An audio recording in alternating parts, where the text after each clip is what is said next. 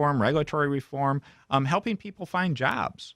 We've done a lot of great things in the state that's a role model for the rest of the country. So happy to share any of that learning and experience and see how we can help the country come back. Well, were you surprised that he was able not only to win, but to win this state? And even there are a lot of some of my friends who are staunch Republicans who started off being anti-Trump and then said, what the heck, I might as well support him because he's a Republican. Well, I think the whole process, going back to even him joining the race, I mean, the primary was a whole surprise. And then the general election, him winning Michigan wasn't as big a surprise to me because people have just seen the last presidential elections, but Michigan's always a swing state. If you look at it, we're a very mixed state we've got a minority group of Republicans and a minority group of Democrats. And so you have to swing that middle one way or another to win an election. It seemed like from the exit polls, one of the reasons he did win Michigan was jobs. And you just got finished telling us how well we're doing economically.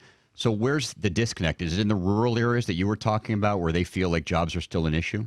Well, again, I think you have that, but you can have a lot of people that might have been in manufacturing too, because again, that's made some huge transformations. But what we're trying to do is make sure people get the skill sets to continue in that process. So if you looked at it, in many cases, if you go back a number of years, the amount of skills and the background and training you need to work in manufacturing has changed dramatically. And the manufacturing facility you go in today, unfortunately, too many people still have this mindset of the old Model T assembly line. If you go in, it's a fairly high-tech facility now. It's virtually a clean room in some cases in terms of where things are being made, and that's a huge transition. So we need people skilled in robotics, industrial automation, those kinds of things. But we're working with our community colleges to have some awesome programs to do that kind of work. We've seen under your administration, we've seen great strides made in Detroit. But there is definitely two Detroits. There's a Detroit of thriving downtown and midtown, and then there's still the neighborhoods, the schools, the areas that aren't so good. Does it trouble you that there is such a division with Detroit itself?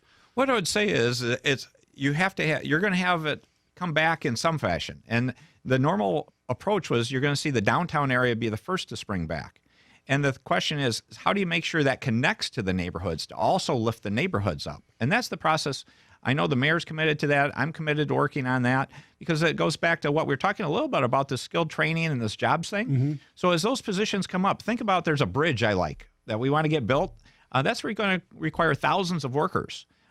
It'd be great to get as many Detroiters working on it as possible, but they quite often may need additional training to be that kind of skilled trade position. So that's where we need to make sure these programs are coming into the school systems and other things. And that's where I was proud. We did some good legislation to take care of the historic debt for the school district. They've got an elected school board. That was a big step forward in the recovery of Detroit.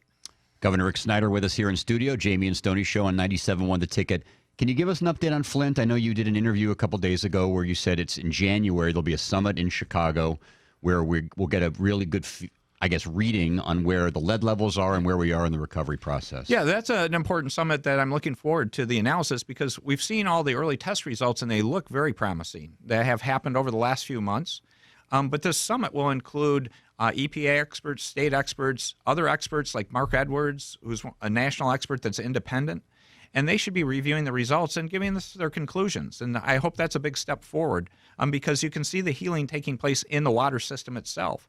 But we're continuing to work with health, education, jobs, all these different areas in Flint to strengthen the entire Flint community. I've seen people like Rasheed Wallace has gone public and trying to do more and more for Flint, saying it has not been reported. Everybody thinks it's all back to normal when it's not. What do you say to the critics saying Flint is almost as bad as it was when all this stuff started? Well, Flint's always had challenges, and it's still Flint would not be quote unquote normal. I mean, it's still recovering. But the point is we're on that recovery path, and we need to keep that up because it's a healing process. And so we need to heal together and work on that. And it was a terrible tragedy they went through. So, I still want to work extra hard to make sure we're doing our best there, and it's going to be an ongoing effort far beyond next January. Roads, another big issue that I know you want to get not solved, but certainly get headed in the right direction in your final 2 years in office. Where do we stand on the road situation and getting a funding package together to do what you want to do? Well, the funding package got approved. It starts kicking in. So you'll actually see that, and you'll notice that in the press coverage, that registration fees and gas taxes We will saw be going that. up Yes. the first of the year. We saw that in the paper today. Yes. Well, again, did anyone like all those potholes? No, I totally So we understand. need to invest more as a practical matter, and that's something that was important for Michigan's long-term future. So that starts this next year and will be gradually ramping up over the next few years. But we have infrastructure issues overall. But I got a great commission report. They had some great recommendations for the long-term. And I'll give you an easy illustration. It's about asset management. What do I mean when I say asset management? Think about the road in front of your house or the road right out here in front of the studio. How often would you see it torn up for road work, and then they might come back and tear it up for water and sewer work? And then they may come back separately and tear it up for gas and electric work. And then they'll tear it up for broadband to put in fiber. Why don't we all coordinate that once and tear up the road once, Yeah. do all that work at once? And how much money does that save not tearing up that road an extra 2 or 3 times? Right. It's a fortune. So we need to invest more, but we can also be much smarter that can bring down that cost dramatically. I'm sure you've been asked about this, but I was just thinking about listening to you talk, and Stoney asked about the president-elect. He ran on a platform of, we've tried everything else, why not this? Which is roughly what you ran on 6 years ago. Why not a nerd? Was your and I'm not saying can you compare yourself to the president, because I'm not sure if you agree with him philosophically or not, but can you at least appreciate that sentiment that there was this great frustration in Michigan, and you ran against that and were successful in 2 elections, and he essentially ran against that and didn't win the popular vote, but he won the electoral vote. No, there is, again, you got an outsider business person. We have very different personalities and how we handle issues, but as a practical matter, Washington's been a broken place. It's a broken culture. Mm-hmm. And we need to improve that because it's holding back the growth of the whole country and what we can accomplish as a country. And that's where I say Michigan is a role model that we are a broken state. We were broken worse than any other place by far. Right. And so if you look at it, it was about bringing people together. Let's work as one Michigan. Let's reinvent things. How many people would have imagined Detroit being called the comeback city? Not about 5 years ago, No one. 6 years, no So, one. and the other one that I really enjoy now that I think is great is we do all this intelligent vehicle and this mobility stuff. How many articles have you seen now that it's Silicon Valley versus Detroit? When Right. did you think that would be?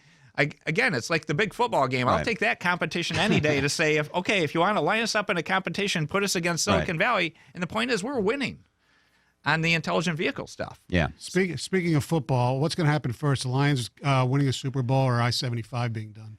Well, I've been rooting for the Lions for my whole life, so I put it out there. I hope they won the Super Bowl while I was still governor, and I got 2 more years. So let's push ahead on that one. And we know you're a Michigan fan.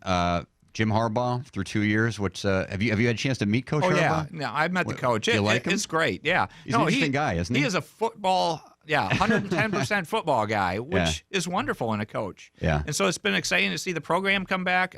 Again, the recruiting they're doing now, he's shaking up all of college football. Now, are you a Western Michigan fan as well? Absolutely. Okay. Actually, I went to Western for a couple summers. I've got credit hours. My wife went to Western, so rowing the boat. Hey, that's a big deal, man. I went to the MAC championship. We heard. That's exciting. So I'm looking forward to the Cotton Bowl. Again, think about the excitement, Kalamazoo and all the Western alumni. Yeah. This is a dream come true, and it is just a wonderful accomplishment. Great season. I met the coach. He's a great guy. Well, Governor, we really appreciate the time. Again, Merry Christmas, Happy Holidays, and Happy New Year, and best of luck in 2017. Yeah. Happy holidays. Thank you.